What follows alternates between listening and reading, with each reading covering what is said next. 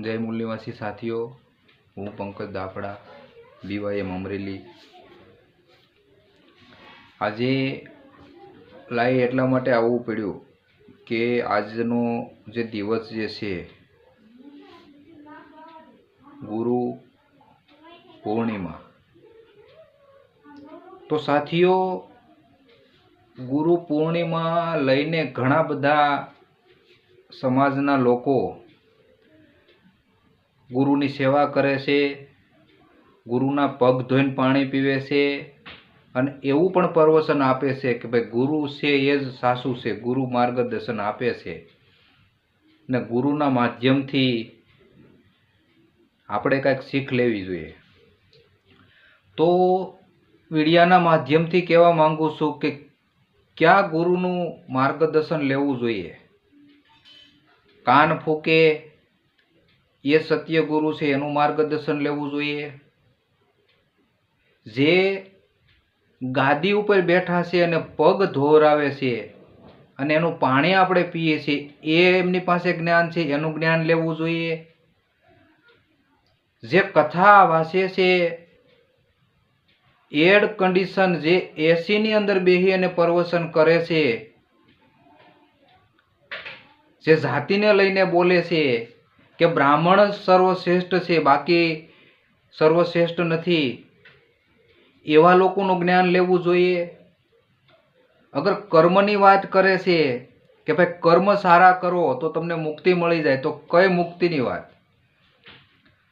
आ शरीरमांथी प्राण वयो जाय अने स्वर्ग मळी जाय ए मुक्तिनी वात? एवा गुरुने शरणमां जावुं जोईए, एवाना पग धोईने पाणी पीवुं जोईए। क्या गुरुनी वात? जे देशनी अंदर जेटला पण महापुरुषो छ्या अने देशनी अंदर दुनियानी अंदर एमनुं नाम छे। आज भारत देशनी अंदर कबीर लई लो, रोहिदास लई लो, दासी जीवण लई लो,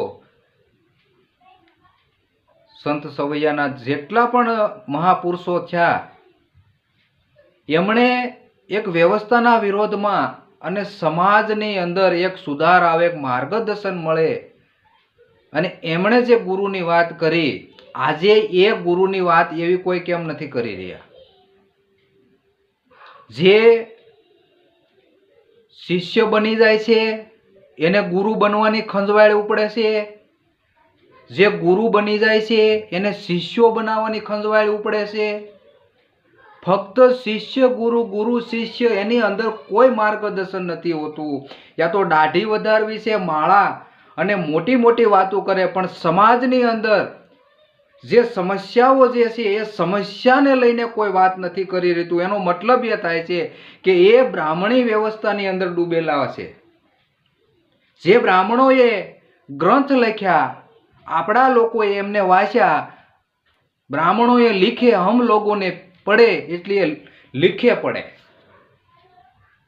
कोई नेतृत्व नथी, कोईनी पासे कोई मार्गदर्शन नथी अने फक्त ओलम विलोम साची वात शुं छे, सत्य शुं छे, ओहम सोहम आवा जे लोको जे समजाववानी कोशिश करे छे पण खुद ये मानसिक रूप से बीमार छे।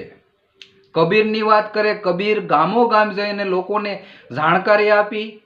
आजे ए ज कबीरनी वात करवावाळा पोताने दिगंबर समझे छे अने खुद भटकी गયેલો माणस छे। समाजनी अंदर एनुं कोई नेतृत्व, एनुं कोई काम नथी।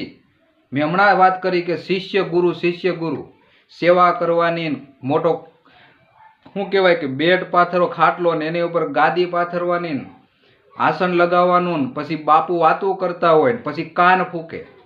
आज प्रश्न आज चाले छे अने घणा वर्षोथी पण चाले छे, पण रोजगार शिक्षण ने लईने कोई वात नथी करतुं। एनो मतलब ए थाय छे के एनी पासे फक्त ने फक्त जाणकारी होय तो ब्राह्मणों द्वारा ग्रंथ बाबत अने जे महापुरुषोए आंदोलन चलाव्युं, एणे जे पुस्तको लख्या ए ब्राह्मणोए कन्वर्ट कर्या अने भक्तिमां रूपांतरण करी दीधुं। जे आंदोलन चलाव्युं ए आंदोलन गायब थई गयुं। एना माटे देश अने दुनियानी अंदर इतिहास गवाह छे કે જેટલા પણ મહાપુરુષો થયા એક વ્યવસ્થાના વિરોધમાં એમનું આંદોલન હતું, એ આજે આંદોલન ખતમ થઈ ગયું અને ફરીથી બાબા સાહેબે પુનર્જીવન કર્યું. એ કાશીરામે ચલાવ્યું અને કાશીરામ માધ્યમથી અગર કોઈ ચલાવી રહ્યું છે તો આજે નેતૃત્વના માધ્યમથી આપણે જોઈ રહ્યા છીએ કે વામન મેશ્રામ સાહેબ ચલાવી રહ્યા છે બામસેપને લઈને. મહાપુરુષોનું બામસેપનું કોઈ આંદોલન નથી, મહાપુરુષોની જે વિચારધારાના માધ્યમથી ચલાવી રહ્યા છે. તો આજે દેશ અને દુનિયાની અંદર જે પરિસ્થિતિ જે નિર્માણ થઈ છે અને દુશ્મનને જે ડરાવવાનું કામ કરે છે, તે દુશ્મનના માધ્યમથી જે કામ થઈ રહ્યું છે એ કામને પણ આપણે જાણવું પડશે. આજે બુદ્ધએ પ્રવચન આપ્યું હતું, એવા ઘણા બધા લોકો કહે છે મીટિંગો થશે, કાર્યક્રમ થશે, પણ કોઈની તાકાત અને હિંમત એ નથી કે ફરીથી એક વ્યવસ્થાના વિરોધમાં વાત કરે. તો સાથીઓ, આજે ઘણી બધી ચર્ચાઓ પણ થશે, ઘણી બધી વાતો પણ થાય, પણ વિડિયાના માધ્યમથી હું કહેવા માંગુ છું કે આજે દેશ ખતમ થઈ રહ્યો છે. મહાપુરુષોએ જે વિચાર્યું હતું એને ભક્તિમાં રૂપાંતર કરી દીધું અને ભક્તિના જે ટોળા નીકળ્યા એમાં કોઈ આંદોલન દેખાતું નથી. ઘણી બધી ફોજ બની, ઘણા બધા પંથ બન્યા, ઘણા બધા સંગઠનો પણ બન્યા. બાબા સાહેબનું નામ લે છે, મહાપુરુષોનું પણ નામ લે છે.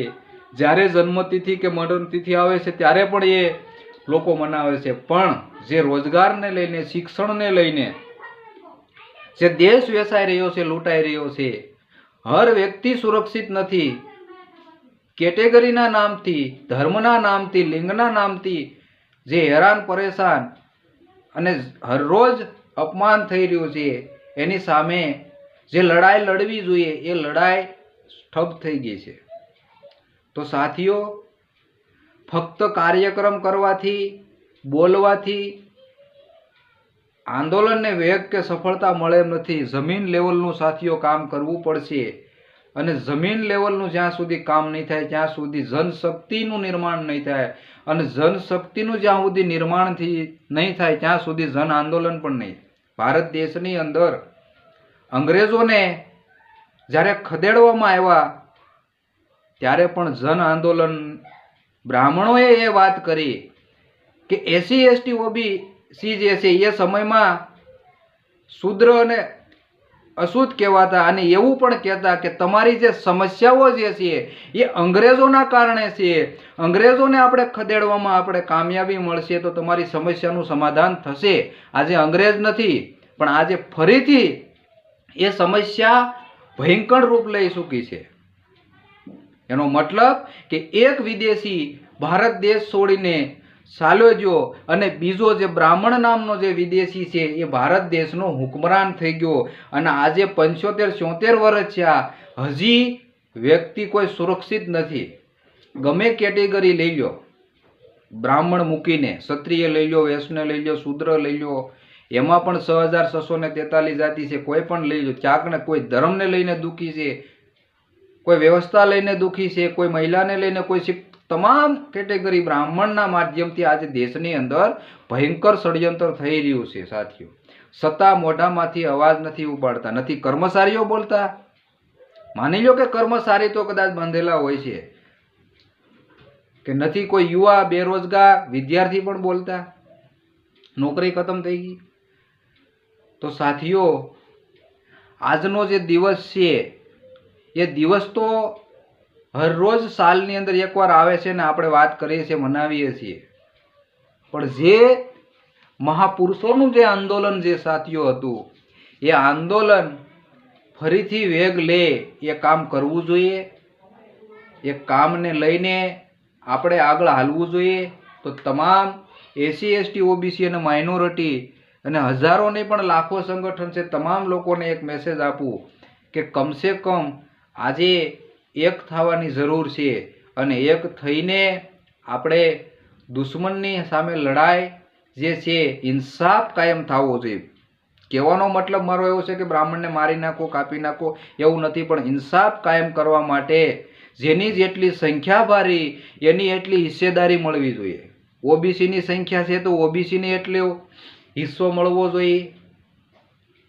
એસીની સંખ્યા તો એસીને, મુસ્લિમ જે છે, જે લિંગાયત, જે પણ ધર્મના લોકો છે જેની જેટલી સંખ્યા છે એને એટલો હિસ્સો અને અધિકાર મળવો જોઈએ. બ્રાહ્મણો 100% રાખીને બેઠા છે અને લોકોને અધિકાર નથી મળી રહ્યો. ઓબીસીને ધર્મને નામ ઉપર લડાવે છે.